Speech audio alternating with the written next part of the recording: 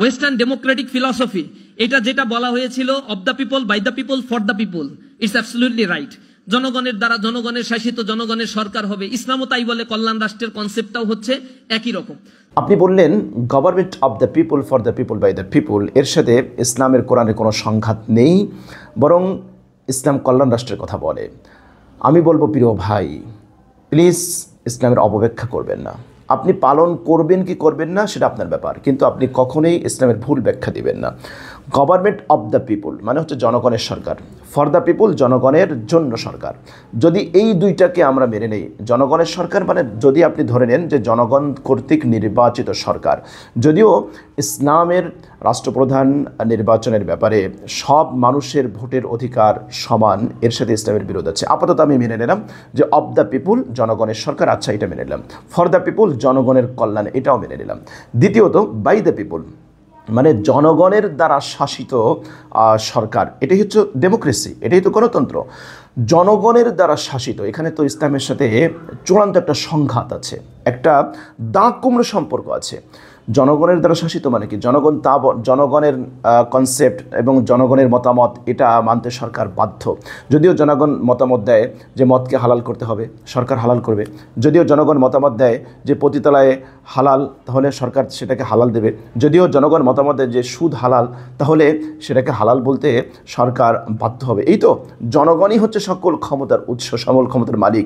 এটাকে Islamic concept আপনি ঢালাওভাবে শত শত হাজার হাজার মানুষের সামনে আপনি কি অবলীলায় আপনি একটা অপব্যাখ্যা করে গেলেন। ইসলামের সাথে কি এর কোনো সংঘাত নেই? ইসলামী সরকার বা ইসলামী রাষ্ট্র ব্যবস্থা, সেখানে কি কোরআন এবং সুন্নাহর সাথে সংঘাত, কোনো আইন প্রণয়ন করার এরকম কোনো সুযোগ আছে? আপনি সুপ্রিম পাওয়ারটা ঠেলে দিলেন জনগণের হাতে, বাই দ্য পিপুল মানে জনগণের দ্বারা, জনগণ যা বলবে তাই। জনগণ হচ্ছে ক্ষমতার মালিক, জনগণ ক্ষমতার উৎস। এটা হতে পারে? কখনোই হতে পারে না। বহু আয়াতের সাথে এখানে কোরআনের সাথে সংঘাত লেগে গিয়েছে। কোরআন বলছে কুলিল্লাহুম্মা মালিকাল মুলক, আপনি বলুন আল্লাহুম্মা মালিকাল মুলক, আল্লাহ হচ্ছে সার্বভৌম ক্ষমতার মালিক। তাবারাকাল্লাযী বিয়াদিহিল মুলক ওয়া হুয়া আলা কুল্লি শাইইন কাদির, বরকতময় ওই সত্তা যার হাতে সকল ক্ষমতা। ফাসুবহানাল্লাযী বিয়াদিহি মালাকুতু কুল্লি শাই, মহিমান্বিত ওই সত্তা, পবিত্রতা বর্ণনা করছে ওই সত্তার, মালাকুতু কুল্লি শাই সকল ক্ষমতা যার হাতে। এরকম স্পষ্ট আয়াত, অর্থাৎ আল্লাহর রুবুবিয়ত, আল্লাহর যে কর্তৃত্ব, আল্লাহর সার্বভৌমত্ব, এটাকে নিয়ে আপনি জনগণের হাতে দিয়ে দিলেন আর বললেন যে আপনি এর সাথে কোনো সংঘাত নেই। আল-ইয়াযু বিল্লাহ। গণতান্ত্রিক যে শাসন ব্যবস্থা আছে সেখানে আমরা কি দেখি যে যারা পার্লামেন্টের সদস্য থাকে তারা আইন প্রণয়নে সর্বময় ক্ষমতা তারা ভোগ করে। ইসলাম কি এই অনুমোদন দেয়? আমরা দেখেছি যে পার্লামেন্টের অধিকাংশ সদস্য তারা যদি মদ হারামের পক্ষে না গিয়ে বরং বিপক্ষে ভোট দেয় যে মদ হালাল, তাহলে সেখানে আইন পাস হবে যে মদ হালাল। গণতান্ত্রিক রাষ্ট্র ব্যবস্থায় যারা পার্লামেন্টের সদস্য থাকবে তারা যদি সমকামিতার বৈধতার পক্ষে মেজরিটি পার্সনের মতামত হয় তাহলে সেটা হালাল হয়ে যাবে। আপনি কি ইসলামকে এই অনুমোদন দেয়? ইসলামকে স্পষ্ট করে বলে নাই আলা আলাকুল খালক ওয়াল আমর, জেনে রেখো সৃষ্টি যার বিধান চলবে তার, ইনিল হুকমু ইল্লা লিল্লাহ, বিধান দেওয়ার মালিক একমাত্র আল্লাহ।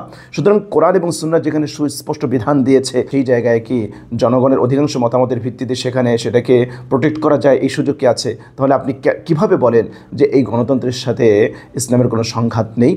গণতন্ত্রের সাথে সেকুলারিজমের একটা গভীর সম্পর্ক রয়েছে, অঙ্গাঅঙ্গিভাবে জড়িত রয়েছে। সেকুলারিজম মানে হচ্ছে কি, যদি আমি খুব সহজে বলি তাহলে সেটা হচ্ছে the doctrine that state morality education should be separated from religion, অর্থাৎ এমন কিছু প্রিন্সিপাল, এমন কিছু নীতি যেখানে রাষ্ট্র, নৈতিকতা, শিক্ষা সব কিছু ধর্ম থেকে আলাদা থাকবে। এটিই তো সেকুলারিজমের সংজ্ঞা। সেকুলারিজম আমাদের ধর্মের বা ইসলামের সার্বজনীনতাকে সেটাকে অস্বীকার করে। কখনোই তারা রাষ্ট্রে, সমাজে ইসলামের আধিপত্য, ইসলাম বিজয়ী হবে এটাকে মেনে নেয় না। অথচ আল্লাহ পাক বলেছেন আল-ইয়াওমা আকমালতু লাকুম দীনাকুম ওয়া আতমামতু আলাইকুম নি'মাতি, ইসলাম পরিপূর্ণ আল্লাহ পাক করে দিয়েছেন, দিন পূর্ণাঙ্গ করে দিয়েছেন।